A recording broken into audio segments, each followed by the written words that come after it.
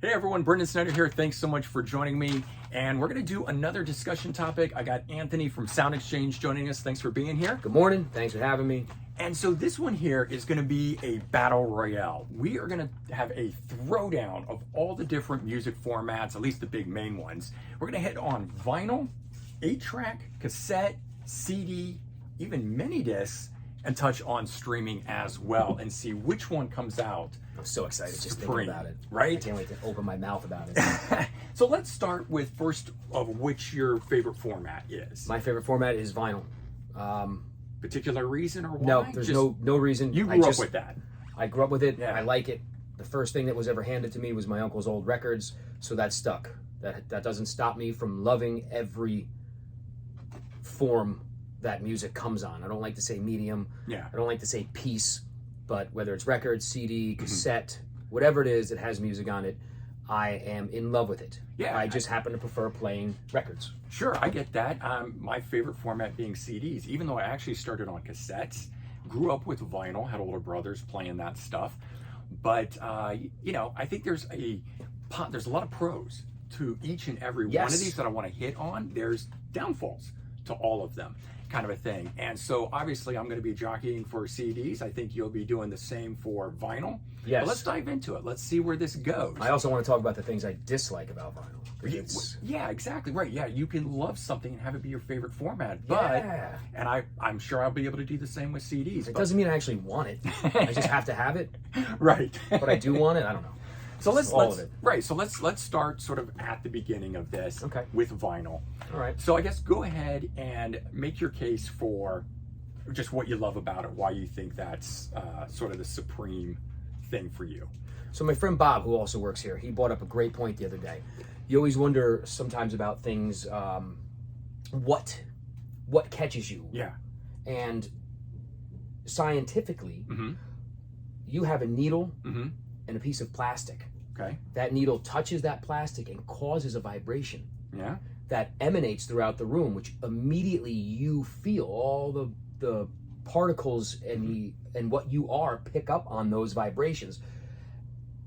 And whether it's true or not, I guess I believe it. I definitely believe it because I feel something wholly different. Okay. Whether I'm streaming, whether I'm CD, or whether I'm vinyl. And vinyl always draws me in more than any other medium. Same song, same album, different format. You know, and interesting that you say it because I'm exactly that way with CD. I can find something on a cassette, I can find it on record, but until I get it on CD, I'm not done. It's not it. It's not your thing. That's right. I it's like, oh wow, I've never seen this before. I'll buy it on record. I'll take it home and I'll enjoy it. But I'll be immediately jumping on eBay and everywhere else to try to find the CD. I need the CD version of it. And then when I get it for whatever reason, it's like, yeah, this feels right to me now. Yeah. And I think a lot of this, in all of the ones we're going to hit on here, are the format that people grew up with. It's going to be the biggest thing. It's mental, right? But maybe, mostly, partly. I think. Yeah, it's nostalgia. I think ties into it. But I like your sort of scientific explanation. And who knew this was going to be a little bit of a science class here today? Thank you, We're talking Bob. about vibrations and things. I'm sure you're quite right in that. That's the phone. Excuse me a minute. So I think I agree that the vibration and however subtle or whatever that is, can certainly make a connection to it. I mean, I would also say that just big speakers with bottom end on it, you're going to get a vibration. You're going to get it right. You're going to feel it. But I do think that is part of the key to music in general, not just the format. One of the things I love about vinyl is the size of it. Yes. You know, this size, and let me grab a quick CD comparison here, right? But I love this size because I love that it fits in your hand. Yep. You can carry it with you. Absolutely. In fact, let's use the Pearl Jam. Now, this, of course, being the reissue that's here. And we got the CD. And we were talking about this last time on it. You know, the CD itself is just the upper half. And so one of the things that I like that I think counters the vinyl, people talk about the big, you know, the 12-inch size of this holding it and making that connection. I completely agree with it. Don't discount that at all. I think there's something about the CD as well. In this particular case, I have to take this out and I have to touch it, I have to interact with it. And you do that with this as well, but it's done. It's one piece. It doesn't change. The gatefolds certainly give you a bit more in that regard. Or you get a giant box on Right. some of them, which you're going to get the same box on the CD, right? Right. This is just a bigger box. So Correct. But in this particular case with the Pearl Jam, Yes. this thing unfolds. Now, for all those people that keep talking about how 12-inch vinyl, you know, oh, it's so much bigger than the CD. there you go. Well, I measured this morning. It's 12 by 12. No, right? 14 by 14. That's bigger. So we have outdone, we've outdone the vinyl, or they outdid the vinyl on this one. But I just remember as a kid, you know, you see this picture here and then opening it up where it became more. Yes, I And it agree. sort of was like, well, what the is cassette this? folded out the same way also. The cassette right. was a full fold. Right, down of just the central Yeah, and it was aspect, which awesome. is what I had first of it before I actually got a CD version of it. So, I mean, you know, there's key things I think about CD and vinyl in that regard, where there's the bigger picture on this, and I love that aspect. And I first picked up, where did it go? The Stones. Rolling Stones, and where they would do things like this one having the zipper on the front of it. So, you know, vinyl was, I mean, it's kind of the first anyways in general, but it also the first to really do something special with its packaging, which Yeah. would later come into CDs, but CDs didn't initially start with any of that. It No. was just the jewel case, and that was it. Sometimes you have the awesomeness Now, of color. was color vinyl a thing back in the 70s? Or It even was out there, but it was Yeah. in such, like, Rush. There was a red Rush record. I don't remember Really? which record. Okay, because a lot of this is reissue stuff, and certainly today there's Color's much bigger now. And Yeah, color has much a markup. right. And is color a gimmick? I like it. I like it all. Well, so it's like the picture disc, yeah, right? They're gimmicks, but then CDs that come with posters, or CDs that come Yeah. with stickers, or art whatever. cards. Yeah, they right. come with now postcards. Postcards, right? So it's like all of that sort of stuff. I mean, other things that while we're on the topic of CDs and making the case for the art form of that, this is one of the first times I had seen a How band cool was that? do something that wasn't a jewel case edition, right? So for Vitology, and it essentially it replicated the record, which did this, but it created the book, you know, using all the lyrics and everything that were in it, the same way as this is actually a real book that was called Vitology, that was used in the medical industry and so forth. But, you know, to create that, I had never seen that before. It was, yeah, it was awesome. Definitely one of the first that did that. And before that one, The Eco Pack. is that what this was called? They were saving plastic by Yeah. just using cardboard and minimal plastic. So this here, I don't remember quite how it was folded up, but it was, you know, came like this, open. It also didn't have the plastic protector that you've got some of these around here. You know, these were the thing that were going on at the time. And before that, there was the long the box, long man. box, right? Which is another thing, before I'll come back to that there, but even though the CD itself was this size, and granted, you're wasting paper and whatnot, I have this affinity. I love the The long full box. picture. And I saved all of these. A for lot of thought went years. into it because you Yeah. weren't getting the full picture on the Right. disc, but Right, that was a whole other piece. Yeah. How they did the art on that, how they did the back of this thing to market it. So I only saved like 5 of these things now, but I mean for years I had hundreds and hundreds I of couldn't those get rid of things. them. I needed them. Yeah. So to combat that and take up less paper, because these things just went in the trash, they made some of these EcoPack ones. And then, you know, after it was, you know, you got the thing, then you folded it up and it became your jewel case. So less waste of package, also done in the cardboard kind of thing. And I think there was extra pictures inside of this Yeah. one. Another Yeah. tidbit on the Pearl Jam release. Mhm. What really got you was, you know, there was extra photo somewhere in here. But also, if you got the cassette version of Versus, it had the lyrics to Indifference, which the CD or the LP didn't have. Really? So once I found that out, and probably a ton of other thousands of other Pearl Jam fans, Right. they went out and they had to buy the cassette just to get the lyrics Well, to Indifference. If I had known that, I would have been buying the cassette as well. Oh my goodness. Well, I love learning about those kind of Yeah. things. And while we're on the topic of the sort of deluxe editions of things, and we have the gatefolds and stuff that happen in vinyl and everything, I had this one here, which is NXS-X, and it's a cardboard packaging, but when you open it, it's a pop-up. Yeah, that's Right? now to do that in a CD is awesome. Right. I mean, I know Funkadelic did that. In vinyl. That's what I was The Black wondering. Crowes actually even did that on their Crowology 3 LP set. Okay. But No, they put it in ACSS, put it in the CD. How awesome is that? Yeah, right. I was just looking. So 1990, and that's huge. That was pretty, yeah, groundbreaking at that time. But let's focus in a little bit on, I guess, the format itself. So in CD, I can fit more time on it. So that was always a thing that I liked about it. Even cassette, for that matter, had longer length time on it. Cassettes itself, having to fast forward and rewind and so forth, and just the littler size, by comparison, right? But as you were mentioning, things fold out on it. Here's something I actually liked, when the paper actually wrapped the back side of it as well, and you got this full. And you got a whole nother photo that you didn't get with the other version. And then it was the fold out of this. If I can get the whole thing to happen here. Yep. But I love that. I mean, I was so into opening the cassette and folding it out.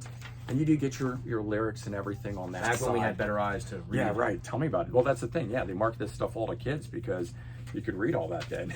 Today, forget about it. But cassettes was what I grew up on. It was just the format I started with. So, but having to fast forward, rewind, all that sort of stuff, they can melt in cars. It's a little bit of a downfall to some of that stuff there. How often did you get to almost the beginning of the song that you wanted to hear till you just said, I don't care, and you missed the first 3 to 5 seconds of the song because you couldn't hit, and when you did hit it right on a cassette, it was... Yeah, it was wondrous. It was, that's true. Yeah, man, you just won the lottery. I hit it. I got it. You do it, but I would get to know exactly how long. Like if I'm starting from the beginning and I'm trying to get to track 3, at a certain point, you knew exactly how long the speed of that was. It trained you. It did. It trained you, and that's something we don't get today. No, you're right. And since we're on the topic of tape, 8-track coming before that, and that's we were actually looking to see if the store had any 8-tracks, or we don't even own any 8-tracks in our collection. I have one somewhere, and I can't even remember. I think it's a Grand Funk or something like that, just because I need one, but wasn't readily available for me to pull out today. I'm gonna go find Blondie 8-tracks now. So it's like, so here is my thing. About the only thing on 8-track that I thought was a positive was the loop on it. Yeah. The continuation. It just played, and that they worked out the timing of it so there wasn't dead air. You're right. With cassettes, if you had a player that would automatically start it over to the next side, and some players could do that, there would sometimes be a lot of dead air at the end of it, and you'd have to wait through all that or stop, fast forward, and then do it. But in most cases, you had to flip the cassette. And you didn't have to do that with 8-tracks. And so you also had artists like Pink Floyd on Animals, which has it's like a 1.5 minute, is it Pigs on the Wing, that opens and closes the album. But on 8-track, they didn't want it starting and then restarting with the exact same song. They wanted it to be it's supposed to be on the album that's bookended. So Roger Waters and Snowy White recorded a full-length version instead of a split version of the song. David Gilmour had already, left and gone from the studio and was getting ready to go on tour or something. So he brought in Snowy White, plays lead guitar over it. You get a 3.5 minute version of the song, and that kicks it off, and that's only on 8-track. That's cool. So they did things like that, and that was to balance it out so that there was no dead air and you weren't hearing the same song twice. Remember Tom Petty, Full Moon Fever? Yes. When he did a little, on the CD version, he has, listener, we're going to take a minute because this is where the cassette and record listener or buyer would take the second to have to flip. Right. You put like 15 seconds of time on it. I thought it was awesome. Which leads to another thing, because at the time when CDs were coming out, you got those little bonuses. Yes. So even though that was just him talking, it was a funny little thing on it. And he thought enough and cared enough. Slaughter was one of those bands. So on cassette, you had however many tracks it has, not numbered on the back. But on the CD, you got 2 bonus tracks. Yes, you did. And they did that for their first 2 albums.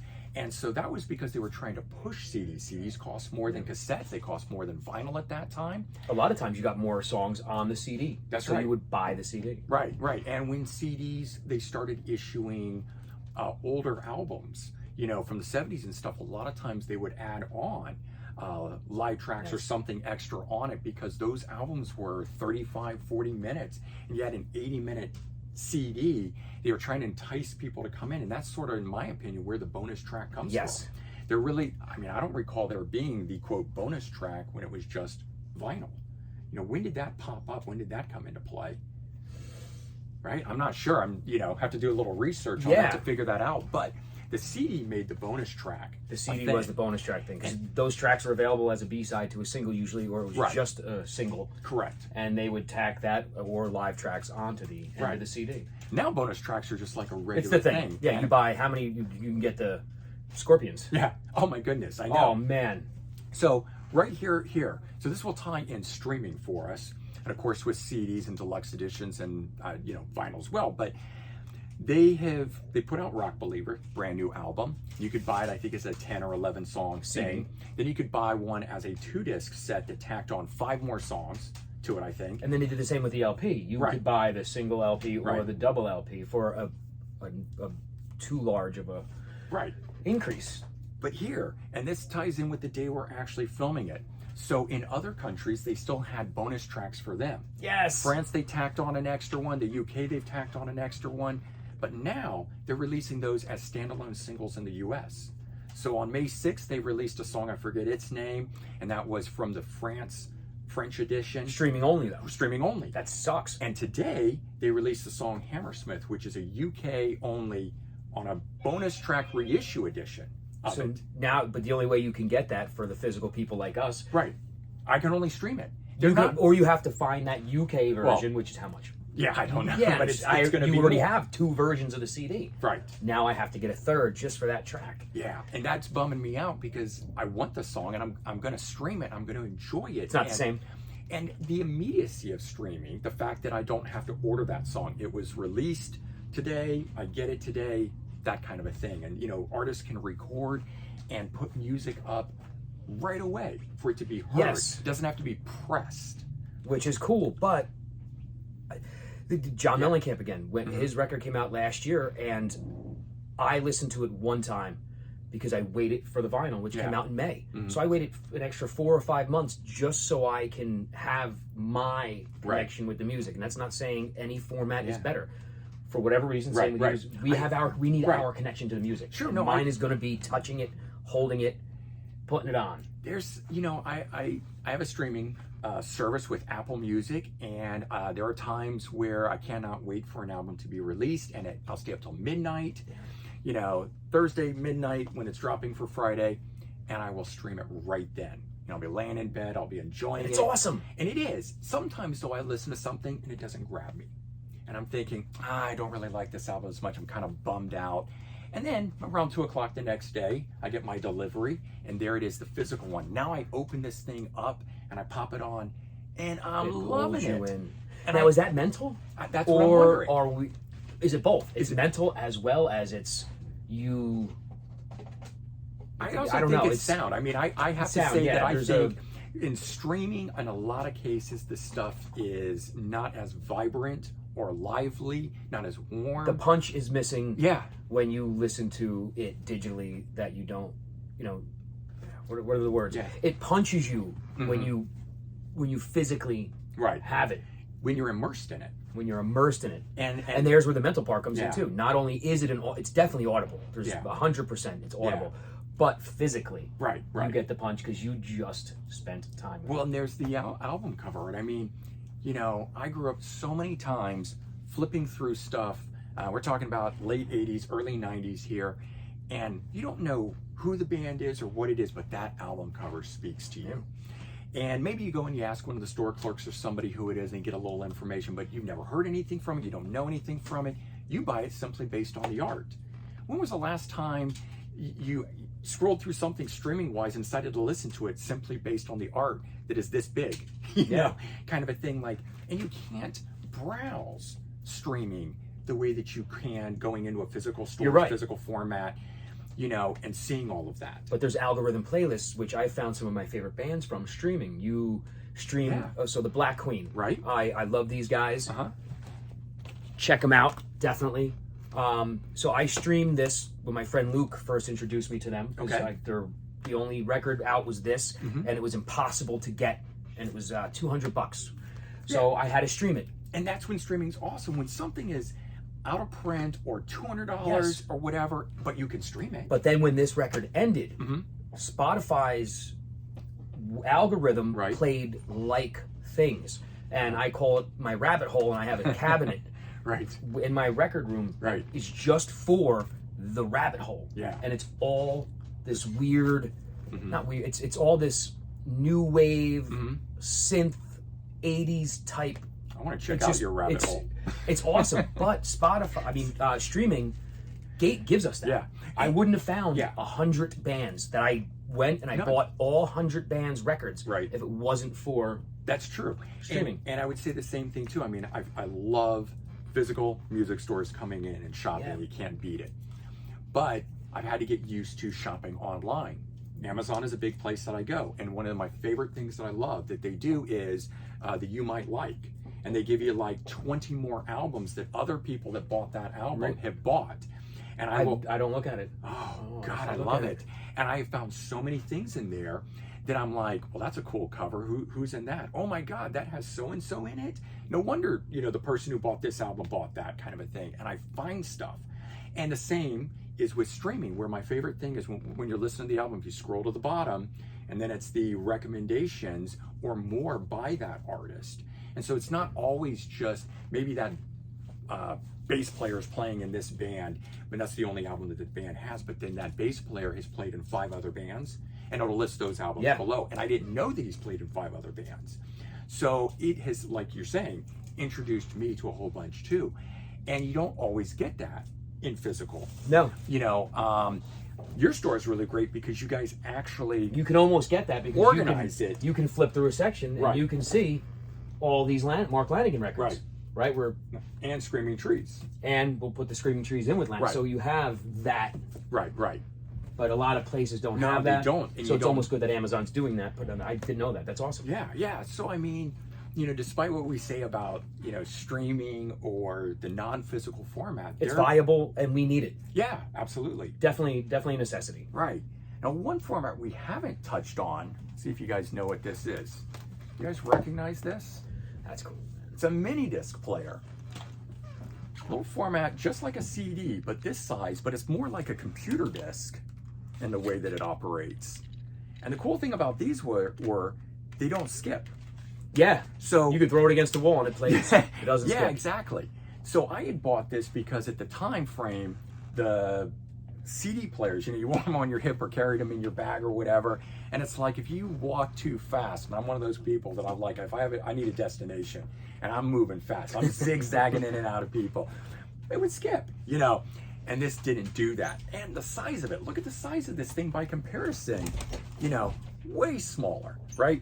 The other cool thing about this is you could record on it. I didn't know that until you told me that today. Yeah. I think that's wild. So you could buy blank ones, put them in. I recorded shows. I went and met the Misfits at Times Square, and they did a live performance in it, and I recorded, and I still have that performance on here. From the mini disc. Yeah.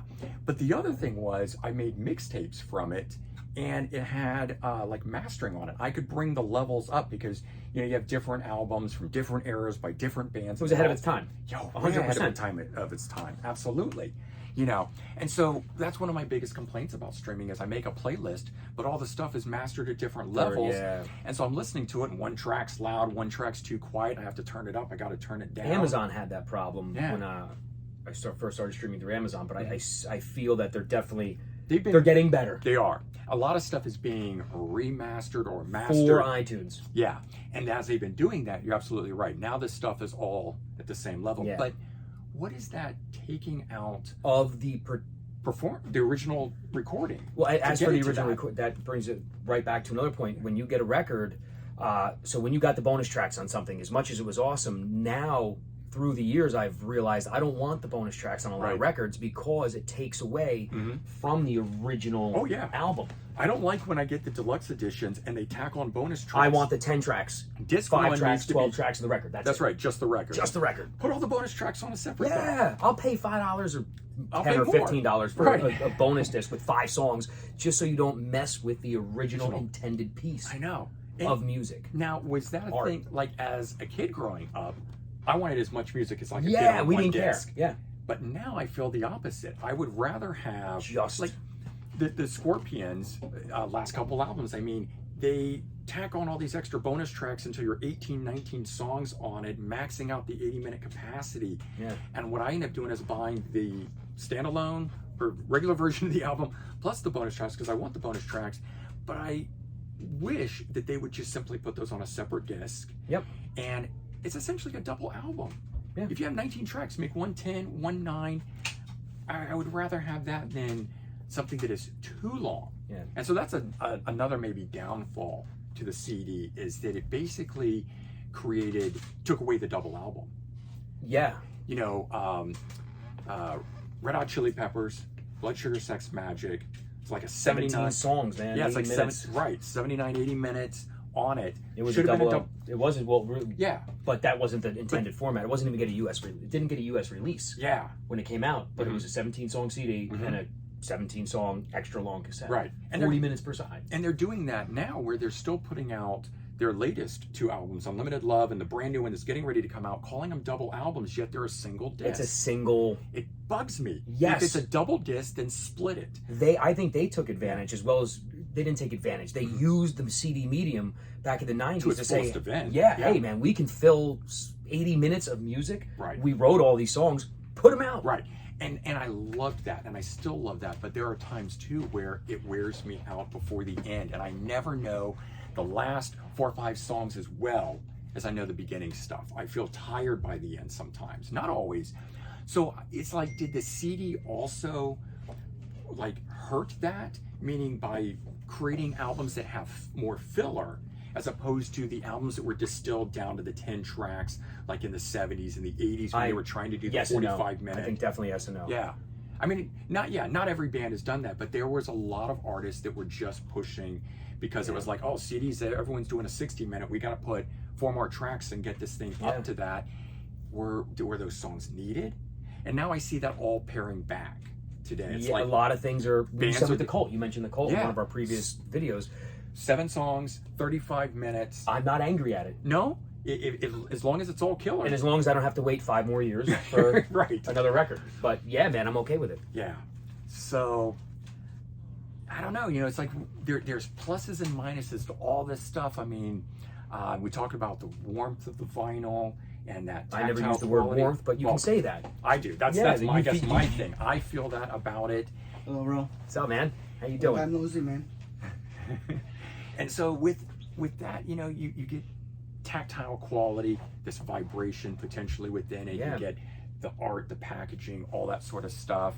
I don't know how much plus there is in the 8-track in here, but no, I think there was some minimal stuff in it. Like it's cool because you can touch it and you can skip a whole track. Well, yeah, right. You had boom. There was a few and there was a few you can skip in a whole track. So there you go. There was another plus that was within it. You know, and we move into cassette, and cassettes actually existed back in the 60s. So I mean, they just didn't catch on until later. But you know, the cassette was much longer format, right? But you still had to fast forward, rewind. Yep.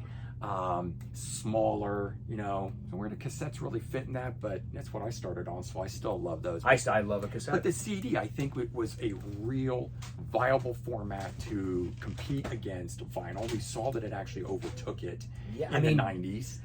Not even I don't like using the word easy, but it was not user friendly. It was just awesome, because you took it, you put it down, and you put it in your machine and it just played.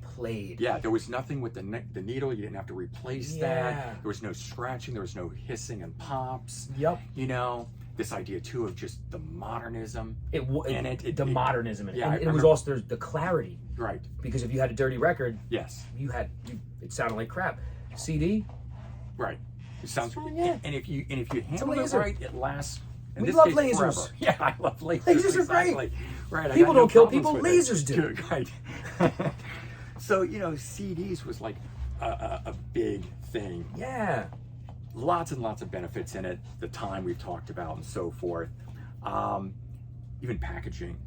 Mini discs came out. They were only around for about 5 years. Too expensive. They were too expensive. I was a teenager when they came out, and there's no way I was affording it. You're already spending $10 to $15 on. If you were at Sam Goody, that new Pearl Jam album was $16.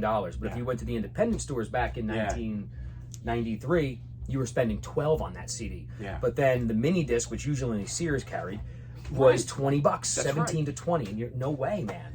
You know, stores had very, very small sections. Not every artist was putting stuff out, only the major ones. You saw that I had a Boston, right? Major artists selling millions of albums could do that, right? And you're right, it was like, I can't remember who it was, but I'd have to go this thing. have to go online to order those things, and I never got that many of them, you know. And then the format just faded, even though it had all of these pluses to it. Probably in part too, though, is streaming, right? At that point, that was Napster and other stuff that were happening. We didn't have iTunes just yet, but I think that just killed the format, and yet it wasn't able to fully catch on. But I mean, had it, would have been the next smaller thing that didn't skip like CDs. It's like a floppy disk. Yeah, and then here we are with streaming. And there's a lot of stuff that I love about it, but I don't know. I still go back to the physical format. Sorry, I can't stop looking at this thing. Physical format's everything. Yeah, so... And it's what you like. I don't Yeah. think that it should come down to anyone being better. It's, Oh, you know... We're not. Everybody is somebody's child, and that parent loves them. I bet you there's so it someone doesn't out matter. there that loves 8-track. Yeah, and I get guys that call, and it's great. Yeah. I just, you know, just love what you love. I thought about, because when we talked about doing this video, I thought, I got to come up with all these reasons. No, I don't. I like vinyl. That's it. Period. That's it. Right. Brendan likes CDs. Period. Right. It's our thing, man. Whatever your thing is, we want you to have that. Exactly. That's what makes you, you, and that's what drives your love and passion for music. And don't change that. No. It's awesome. That's it. Anthony said it best there. So I think we'll wrap up on that note. But you guys can all start weighing in. Leave your comments. Yeah. Let us know what format you like best and why. If there's one you didn't like, I mean, I'm sure there's so many more points. Oh, yeah, I want to hear more. Yeah, exactly. I mean, we've spent 30 minutes on this, and we just scratched the surface on it here. There's still so much more. So much more. We can do a part 2 maybe some other time on it. Yeah. Right? Yeah, Okay. definitely. All right. Thanks, guys. Thanks, guys. Have a good one.